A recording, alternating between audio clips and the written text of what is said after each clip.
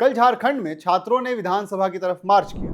इस आंदोलन में छात्रों पर लाठीचार्ज हुआ, वाटर कैनन का इस्तेमाल हुआ और आंसू गैस के गोले भी छोड़े गए। इस आंदोलन में पिछले कई दिनों से भूख हड़ताल पर बैठे देवेंद्र नाथ महतो ने भी हिस्सा लिया। इसकी वजह से उनकी हालत इतनी गंभीर हो गई कि आज उन्हें अस्पताल में भर्ती होना पड़ा। कल के विधानसभा मार्च में क्या क्या महत्वपूर्ण घटनाएं हुई, आज प्रदर्शन की क्या स्थिति है और सरकार की तरफ से क्या कदम उठाए गए हैं, इस पर विस्तार से बात करेंगे। नमस्ते, मेरा नाम है करुणेश और आप देख रहे हैं दी बजर बट्टू शो। सबसे पहले बात करते हैं कि छात्रों का यह आंदोलन आज भी जारी है। कल के विधानसभा मार्च को रोकने के लिए छात्रों पर लाठीचार्ज किया गया, वाटर कैनन का इस्तेमाल हुआ और आंसू गैस के गोले छोड़े गए। छात्रों पर हुए लाठीचार्ज को लेकर एक बार फिर सरकार की आलोचना हुई है। मार्च के बाद झारखंड के मुख्यमंत्री हेमंत सोरेन ने अपने एक्स पर एक पोस्ट शेयर किया।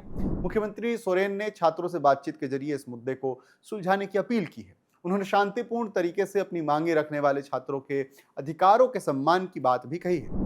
अब आते हैं कल के इस मार्च को मजबूती देने के लिए पिछले 10 दिनों से भूख हड़ताल पर बैठे देवेंद्र नाथ महतो की बात पर। देवेंद्र नाथ महतो एम्बुलेंस से इस मार्च में हिस्सा ले रहे थे, लेकिन आपको बता दें कि इस प्रदर्शन में हिस्सा लेने की वजह से उनकी तबीयत बिगड़ गई और उन्हें अस्पताल में भर्ती होना पड़ा। डॉक्टर ने कहा कि उनका शुगर लेवल गिर गया है और अभी उनकी हालत गंभीर है।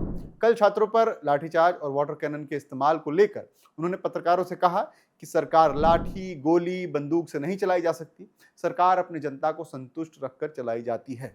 आगे उन्होंने मुख्यमंत्री पर भी आरोप लगाए। उन्होंने कहा कि अगर विधानसभा मार्च के बाद भी सरकार छात्रों की बात नहीं सुनती तो कहीं ना कहीं इस परीक्षा धांधली में मुख्यमंत्री हेमंत सोरेन खुद भी शामिल हैं। इसी के साथ अब जानते हैं कि पुलिस ने कल के प्रोटेस्ट को लेकर के क्या बयान दिया है। कल के प्रदर्शन में 3 से 4 जवान इस छात्रों के प्रदर्शन को शांतिपूर्ण कराने के दौरान घायल हो गए। पुलिस के मुताबिक बैरिकेडिंग तोड़ने के दौरान 3 जवानों के कुचले जाने का डर था। इसके बाद पुलिस ने लाठीचार्ज शुरू किया। पुलिस ने आरोप लगाया कि शांतिपूर्ण प्रोटेस्ट को खराब करने के लिए उसमें 15 से 20% असामाजिक तत्व भी शामिल थे।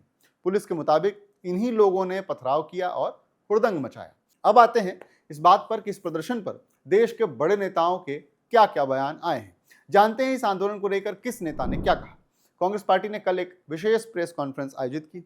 इसी प्रेस कॉन्फ्रेंस में राहुल गांधी ने कहा कि झारखंड के स्टूडेंट्स के लिए उनका संदेश स्पष्ट है। शांतिपूर्ण तरीके से प्रदर्शन कर रहे छात्रों के ऊपर किसी भी तरह की हिंसा की वे निंदा करते हैं। इसी आंदोलन पर कल समाजवादी पार्टी के नेता अखिलेश यादव ने भी अपनी टिप्पणी दर्ज कराई। उन्होंने कहा कि झारखंड में बच्चों से सरकार बातचीत कर रही है और उन्हें उम्मीद है कि कोई रास्ता निकलेगा। हालांकि इसके आगे उन्होंने केंद्र सरकार पर सीधे हमला बोला। उन्होंने कहा कि झारखंड में बेरोजगारी की सबसे बड़ी वजह भारत सरकार है। उन्होंने आरोप लगाया कि केंद्र सरकार ने झारखंड के विकास के लिए कुछ भी नहीं किया और वहां के युवाओं के रोजगार बढ़ाने के लिए कोई कदम नहीं उठाया। वे यही नहीं रुके। उन्होंने आगे कहा कि अगर केंद्र सरकार कुछ बेहतर काम करती तो इसका फायदा राज्य को भी होता। इस आंदोलन पर कॉकरोच जनता पार्टी के संस्थापक अभिजीत दीपके का भी बयान आया। उन्होंने कहा कि वे अपना चेहरा चमकाने के लिए झारखंड के छात्र आंदोलन में नहीं जाएंगे। हालांकि आपको बता दें कि पहले उन्होंने टाइफाइड के कारण नहीं जाने की बात बताई थी। उन्होंने कल छात्रों पर हुए लाठीचार्ज की निंदा की और आगे कहा कि कॉकरोच जनता पार्टी झारखंड के छात्रों की मदद के लिए हमेशा अपना सहयोग कर रही है। सीजेपी के कई कार्यकर्ता पहले से ही आंदोलन में मौजूद हैं। उन्होंने साफ तौर पर कहा कि वे चाहते हैं कि इस आंदोलन के प्रमुख चेहरा देवेंद्र नाथ ही बने रहे। झारखंड सरकार स्थिति को नियंत्रण में लाने के लिए शुरुआत से लगातार प्रयास करती दिख रही है। हेमंत सोरेन ने तुरंत मामले की पूरी जांच के लिए इसे सीआईडी और एसआईटी को सौंप दिया था, लेकिन छात्र अपनी मांगों को लेकर अभी भी अड़े हुए हैं। उनकी मांग है कि पूरे मामले को सीबीआई और ईडी को सौंपा जाए। वहीं जेपीएससी की पिछली परीक्षाओं को रद्द करने की मांग पर अभी तक कोई रिएक्शन नहीं आया है। इसी बीच इस छात्र आंदोलन पर अब राजनीतिक आंदोलन के भी आरोप लगने लगे हैं। स्थानीय पत्रकारों का कहना है कि हेमंत सरकार के खिलाफ बीजेपी और तमाम विपक्षी पार्टियों को सरकार को घेरने का और कोई मुद्दा नहीं मिल रहा है।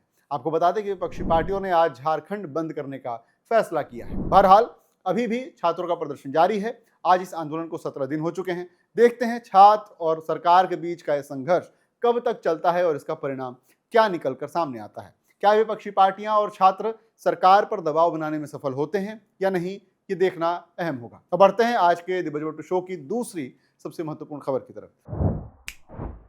भारत ने अचानक से अरुणाचल प्रदेश के 27 जगहों के नाम बदल दिए।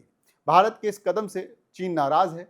समझते हैं क्या है पूरी खबर। भारत ने अरुणाचल प्रदेश के 27 जगहों और भौगोलिक स्थानों के नाम बदल दिए हैं। भारत के इस कदम पर चीन की तरफ से प्रतिक्रियाओं की बाढ़ आ गई है। चीन ने भारत को संबंध खराब होने की धमकी भी दी है। अरुणाचल प्रदेश में 27 जगहों और भौगोलिक जगहों के नामों को उनके स्टैंडर्ड नामों के हिसाब से भारत ने बदला है। चीन 2017 से अरुणाचल के क्षेत्रों के नाम बदलने का ड्रामा करता आ रहा था, लेकिन इस बार भारत ने पलटवार किया है। भारतीय गृह मंत्रालय ने 7 अगस्त को इस फैसले की घोषणा की। बीजिंग इन जगहों को जांगनान या दक्षिणी तिब्बत कहता है। भारत ने चीन के दावे को लगातार खारिज किया है और कहा है कि अरुणाचल प्रदेश देश का अभिन्न और अविभाज्य हिस्सा है। सर्वे ऑफ इंडिया के आधिकारिक नक्शों में जगहों के भारतीय नाम शामिल किए जा रहे हैं। भारत सरकार का कहना है कि इसका मकसद जगहों की सही पहचान आसान बनाना, भौगोलिक संदर्भों में अस्पष्टता को दूर करना और आधिकारिक नक्शों और सरकारी रिकॉर्ड के लिए एक समान संदर्भ ढांचा तैयार करना है। अब आते हैं द बजबट्टू शो की तीसरी जरूरी खबर की तरफ। कोलंबिया में आज सुबह वहां के सबसे खतरनाक भूकंपों में से एक के झटके महसूस हुए। 130 से ज्यादा लोगों की मौत हो चुकी है। समझते हैं पूरी खबर क्या है। दक्षिण अमेरिकी देश कोलंबिया में 7.4 तीव्रता का शक्तिशाली भूकंप आया। इसमें अब तक 130 से ज्यादा लोगों की मौत हो चुकी है। आज सुबह करीब 7 बजे वहां भूकंप आया। लोग घबराकर अपने घरों से बाहर निकल आए। कई इमारतें ताश के पत्तों की तरह चंद सेकंड में ढह गईं। सैकड़ों लोगों के घायल होने की खबर आई। ये कोलंबिया के इतिहास के सबसे खतरनाक भूकंपों में से एक है। ये भूकंप कोलंबिया की राजधानी बोगोटा से करीब 400 किलोमीटर दूर पालमार इलाके में आया था। इसके झटके पड़ोसी देश इक्वाडोर और हाल ही में भूकंप की मार झेलने वाले वेनेजुएला में भी महसूस किए गए। कोलंबिया में बार बार भूकंप आने की सबसे बड़ी वजह इसकी भौगोलिक स्थिति है। यह देश रिंग ऑफ फायर नाम के भूकंप और ज्वालामुखी वाले क्षेत्र में आता है। आज के द बजबट्टू शो में बस इतना ही है। बाकी मिलते रहेंगे सोमवार से शुक्रवार। शुक्रिया।